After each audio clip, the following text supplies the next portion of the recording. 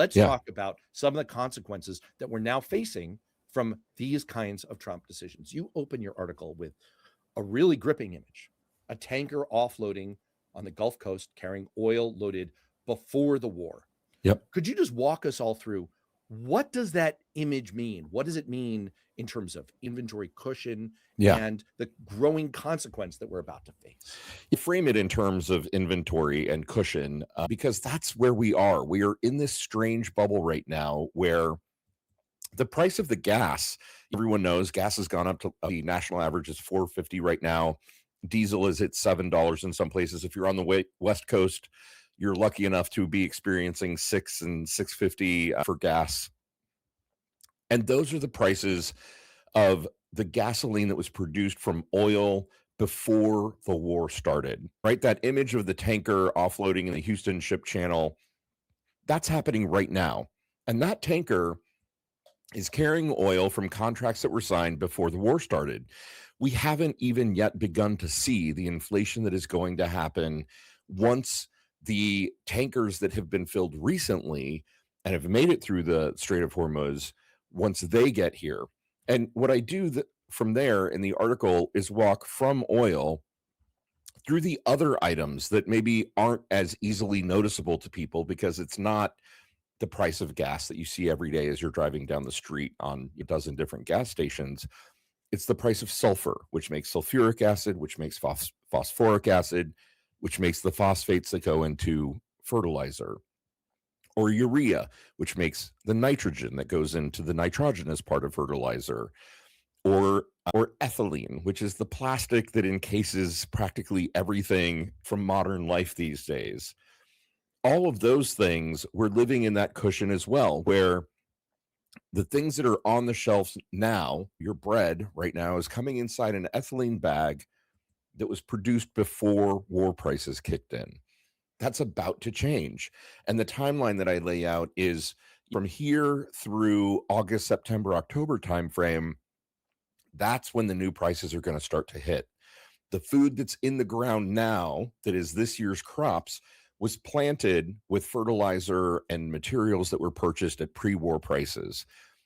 As we move into the winter and into 2027, we're going to start seeing the harvest from this year roll into prices for next year. There are multiple ways in which the shock of what inflation is really going to do hasn't hit us yet. It feels like with each of these primary inputs to our economy and critical sectors, food, energy, etc., it's like one of those old-fashioned dial-based kitchen timers. We've set one off and we're living on this borrowed economic time before the price crunch hits. Ding, here it is. I see in the article a 6 to 9 month time frame for some inputs. It could be a little bit longer. Lefty Gramps, good friend in the chat, says it could be for some of them in June and July. Sure. So that's the kind of time frame we're dealing with. But what about if somehow, miracle of miracles, the Strait of Hormuz gets opened up? What if we start backfilling those inventories today?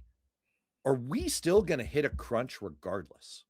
Absolutely. Yeah. The thing that I think people aren't really taking into account is the Strait of Hormuz could miraculously open tomorrow. It ain't gonna, because so far he's proven absolutely incapable of striking a deal that opens it. But even if it somehow miraculously did, we wouldn't automatically go back to pre-war prices because things have fundamentally changed in the Strait of Hormuz. For example, what most people don't realize is that each giant tanker that goes through the Strait of Hormuz is required to carry insurance on its cargo.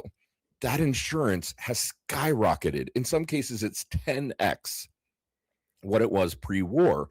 And if we go to a moment where the Strait of Hormuz is open and something like the equivalent volume of ships are going through the strait, we're still going to have massive increases in the actual costs of shipping through things like the high insurance rates that will be in place for probably years. As Ira and Ann were talking about, there are things that have happened now under the Trump administration that aren't going to be unwound for years or decades. And one of the things that many economists agree on is that shipping through the Strait of Hormuz, which is the second busiest shipping channel in the world, is never going to be the same again. It has fundamentally changed Mm. because Trump and the ill-advised Iran war have effed it up in a way that it's going to be unfixable, at least for a very long time. Right, in the form of higher insurance Yep. rates, shipping logistics and difficulty. It's like we're all going to pay a long-term stupidity tax,